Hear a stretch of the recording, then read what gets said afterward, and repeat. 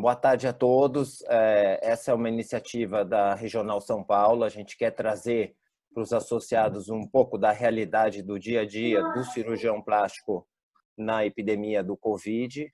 Então, nós vamos começar um ciclo de entrevista. Vamos entrevistar o Dr. José Otávio. O Dr. José Otávio é o atual secretário da Regional São Paulo. Ele é chefe de serviço. A gente está buscando um modelo de informação mais de cunho pessoal. Nós queremos dar ênfase ao ser humano cirurgião plástico que está atravessando essa crise. Então, a gente não obrigatoriamente vai identificar o serviço, a gente não vai ter viés político, nós não queremos saber o que está faltando, o que está sobrando. A gente quer saber do Zé Otávio, nosso amigo de tantos anos, como que ele, como chefe de serviço, está lidando com essa situação. Zé Otávio, faça uma breve apresentação da sua pessoa e você vai, por favor, nos dizer um pouco de como vocês se organizaram, tanto do ponto de vista pessoal, sua família, seus filhos, como o serviço que você coordena. Boa tarde, Felipe, boa tarde, colegas. Como regente de um serviço de ensino em São Paulo, o meu serviço existe há 46 anos. Eu sou o segundo regente, o primeiro foi o Dr. Aymar Sperli, que está aposentado, mas essa crise nos pegou aos poucos, né? Eu trabalho no hospital público, meu serviço é num hospital público em São Paulo, estadual, e esse hospital ele foi um dos 5 hospitais direcionados pelo governo do estado na capital para atender a epidemia de Covid, né? Do ponto de vista particular, eu parei completamente meu consultório, né? Não tem como, até por própria proposta e por determinação da Sociedade Brasileira de Cirurgia Plástica, né? Interrompi meu consultório, fico em casa tomando conta das coisas via home office, fico em casa tomando conta da faculdade que eu dou aula também do ponto de vista home office, e vou no hospital público 3 vezes por semana, na qual eu ajudo a gerenciar o hospital. No início, houve uma queda acentuada, pediu-se para desmarcar metade das cirurgias que eram sendo feitas do hospital. Nós operamos 3 vezes por semana, o dia inteiro, fora as cirurgias ambulatoriais. Depois, pediu-se para apenas fazer cirurgias oncológicas. Nesse momento, a gente ficou cerca de mais ou menos umas 2 semanas fazendo isso. Aí, por terceiro tempo, encerrou-se também as cirurgias oncológicas. Ficou no hospital apenas as cirurgias de urgência, da vascular, da ortopedia e algumas da gastro, que entram via pronto-socorro. O hospital foi dividido em 2 fases, a fase Covid e a fase não Covid. A fase não Covid, na qual eu sou chefe do centro cirúrgico, nós tivemos que adaptar tudo, né? Adaptamos parte do centro cirúrgico para atender pacientes cirúrgicos Covid, parte do centro cirúrgico para atender pacientes cirúrgicos não Covid, e fizemos no ambulatório 2 divisões, né? A divisão na qual existe os pacientes Covid, eles são pré-triados. A partir de segunda-feira agora, o governo do estado instalou uns containers no nosso estacionamento, que vai fazer uma pré-triagem dos pacientes. Esses pacientes até agora eram triados dentro do hospital. Os pacientes que eram Covid eram encaminhados para a clínica médica, que só atenderia Covid. Os pacientes não Covid atendem a clínica médica uma parte, e uma parte que a clínica cirúrgica também está direcionada para isso. Então, além do pronto-socorro de cirurgia, nós da cirurgia estamos atendendo pacientes clínicos, sob supervisão, obviamente, dos chefes da clínica também. Só que essa divisão, ela é uma divisão que a cada dia ela vai mudando, conforme há maior fluxo ou menor fluxo de cada local que a gente está tendo, né? O que eu observo é que no início me deu uma paura muito grande, fiquei com um medo desgraçado.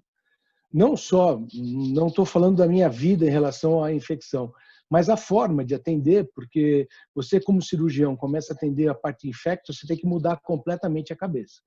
A forma de você pensar, a forma de você atender. Por outro lado, eu tenho uma filha que é residente de cirurgia geral, que está na frente de batalha, está atendendo lá. Então, aqui em casa mudou tudo, né? Mudou desde a forma que a gente chega em casa até a forma com que a gente se relaciona aqui dentro de casa. Qualquer tipo de sinalzinho, qualquer coisa, alguém já fica desperto para tentar. Minha mulher é uma santa porque ela está aguentando 2 cirurgiões em casa completamente malucos. O cirurgião, quando para de operar, tem jeito, viu? A gente morde até borda de pinico.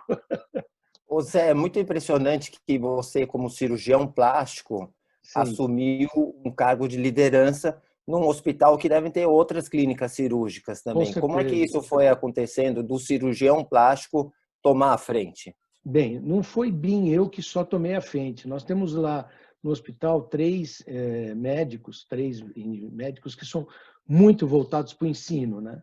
Que sou eu, o Dr. Sotelo, que é o da cirurgia vascular, e o Dr. Bassi, da gastrocirurgia. Nós 3 pensamos como cirurgião. E num momento de crise, por incrível que pareça, não puxando a sardinha para a nossa frigideira, mas o cirurgião é aquele que tem assunto pontual, identifica o assunto, planeja o assunto e resolve o assunto. Já o clínico, ele começa, até do ponto de vista de preparação, ele tem outros nuances que às vezes atrapalham certos momentos do planejamento. Então, por exemplo, nós que bolamos as escalas, nós que conversamos com os residentes para eles entenderem a gravidade, o momento, nós que planejamos os internos que estão na faculdade lá, como eles devem agir, aonde eles devem agir, garantir a proteção deles.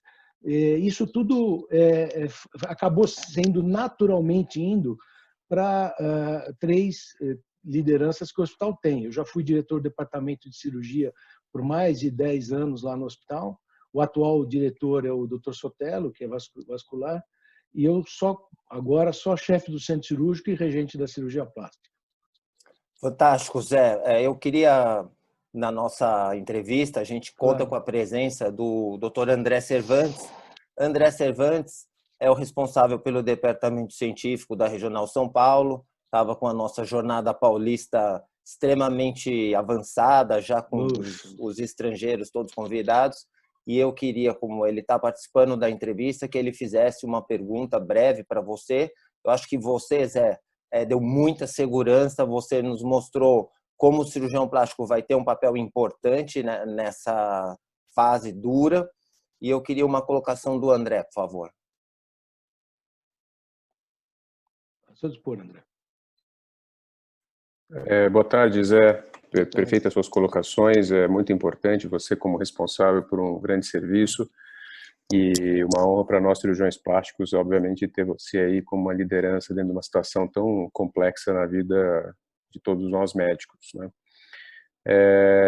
Existe já alguma rotina que já está sendo estabelecida dentro da instituição com relação de retomar as cirurgias eletivas do ponto de vista de cuidados extras? Eu pergunto isso porque ontem a Sobracil divulgou uma série de recomendações, principalmente para os indivíduos que vão ser submetidos à laparoscopia, com relação à questão exatamente de usar não só a máscara, mas usar alguma proteção extra, o menor número de pessoas na cirurgia. Eu queria que você nos explicasse se já tem isso dentro da instituição. Bem, como no hospital público, nós dependemos, obviamente, do poder público, né? O poder público está se esforçando, a gente percebe o recebimento de bastante material, mas pontualmente existem certos momentos que existem EPIs que elas são necessárias não só para o atendimento inicial, mas para a proteção do indivíduo, principalmente no centro cirúrgico. Então nós, cirurgiões, fomos à caça de doações de indivíduos, de pessoas, de organizações, que nesse momento estão ajudando bastante. Então, lá no centro cirúrgico, nós dividimos o centro cirúrgico em 2 partes, né? Uma parte COVID e a parte não COVID. Eles não são fisicamente, não pode, porque o centro cirúrgico ele é um corredor muito comprido, com 8 salas, e nós temos 3 centros cirúrgicos. Tem o centro cirúrgico geral, tem o centro cirúrgico da ortopedia e tem o centro cirúrgico da ginecologia e obstetrícia, que continua funcionando, né? Porque tem paciente grávida COVID. O centro cirúrgico da ortopedia ele foi fechado E esse centro cirúrgico, com 3 salas, é o centro cirúrgico fisicamente Covid. Lá todos os funcionários foram treinados para o uso das EPIs necessárias, tal como a manipulação dos equipamentos depois do uso. Então, nós conseguimos, por exemplo, doações de máscaras desse tipo aqui, que são máscaras protetoras. Essa é fosca, porque ela tem uma película na frente e uma película atrás, que a gente tira para ela ficar completamente transparente. Essas máscaras chegaram, nós conseguimos um número de 200 delas, todas doadas. Então, isso deu uma liberdade para, além do treinamento, a gente proteger o nosso próprio pessoal, né? Quanto à reposição de cirurgias, nós entendemos que, do mesmo jeito que ocorreu a suspensão gradativa dessas cirurgias, aconteceu de semana em semana, nós entendemos e temos certeza absoluta que esse retornar vai ser um pouco mais lento, porém vai ser igual. Assim que a curva de pacientes atendidos atingir seu pico e começar a cair, eu acredito que na metade desse momento a gente já começa a desativar certos leitos no hospital que cabem à inclusão de pacientes operados de forma eletiva. Como o hospital é essencialmente cirúrgico, né? Fala. Eu queria saber se vocês têm uma perspectiva de quando o hospital vai lotar e, se isso vier a acontecer, qual é o planejamento, a hora que vou atingir a capacidade, se vocês vão referenciar já para outro lugar, como vai ser essa questão da lotação? A Secretaria de Saúde ela determinou um plano emergencial. Esse plano funciona da seguinte maneira: uma vez que o hospital está sendo completo, como é um hospital de referência, lá só vai casos referenciados. Uma vez que esse hospital lote, não irão mais casos para esse hospital, irão para outro hospital. Se vocês observarem, São Paulo construiu alguns hospitais de campanha. Então, muitos dos nossos leitos que a gente tem lá poderiam estar nesses hospitais de campanha. Então, a partir do momento que esses hospitais começarem a funcionar, o movimento do hospital cai para os pacientes mais leves e aumenta para os pacientes mais graves, né? Nós temos uma UTI com 13 leitos que está sendo ampliada para mais 15 leitos. E ainda nós temos a perspectiva de usar, se necessário, outras áreas como UTI, né? Dá para, se não me engano, mais 10 leitos de UTI. Então, esse hospital, por incrível que pareça, nos anos 70, ele foi referência para meningite. Então, ele é praticamente um hospital que nasceu numa crise.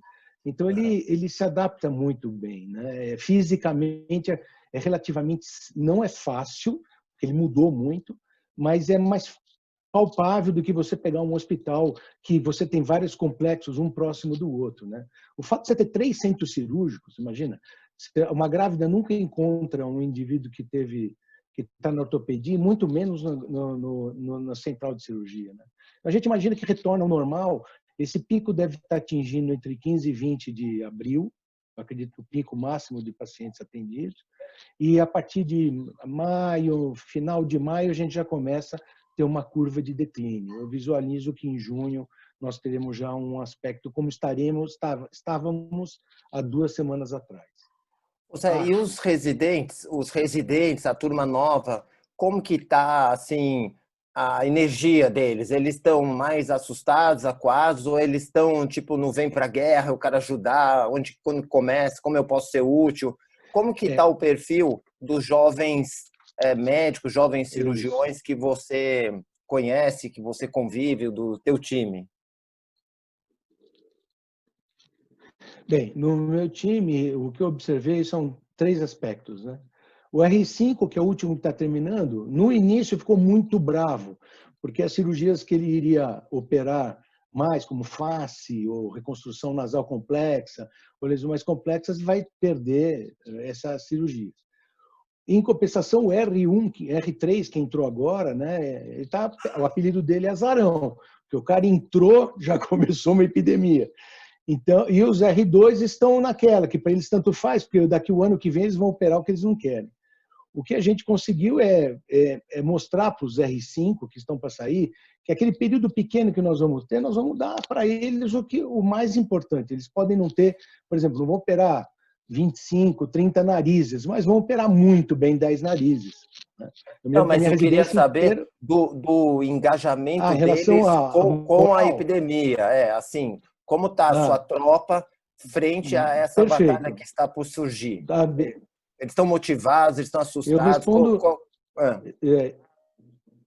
Não, fica. Como presidente da comissão de estágio e especialidade do hospital, eu tenho 45 residentes sobre minha visão direta. Todos eles estão engajados em ajudar.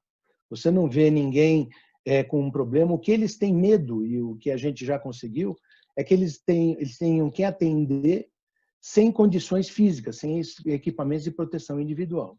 E foi ordem minha e a ordem da chefe da Coreme, a ordem dos líderes de cirurgia, que nenhum residente entra para atender qualquer paciente sem PI.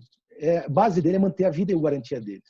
Quando os mais velhos, a gente fala, colocaram o residente que ele só vai atender se ele tiver EPI, e ele vê a gente conseguindo essas coisas, esses equipamentos, eles se sentem tranquilos.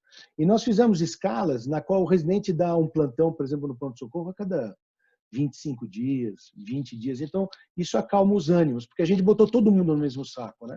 Legal. Colocamos cirurgia geral, vascular, plástica, urologia, todo mundo. Então, diluiu a participação de todos. É um time único. Zé, único. Foi excelente a sua entrevista. Eu queria que você fizesse uma consideração final, que você desse uma mensagem para os cirurgiões plásticos que estão em casa, que estão te ouvindo, ou os que não estão em casa, que também estão trabalhando. E a gente gostaria muito de te entrevistar daqui 2 semanas, quando a gente imagina que a situação vai ter um outro impacto. Ok, ou tomara que não, né? Bem, a minha mensagem é o seguinte: toda vez que a gente está de frente a qualquer tipo de problema, a primeira coisa que a gente tem é medo. A segunda reação é pânico.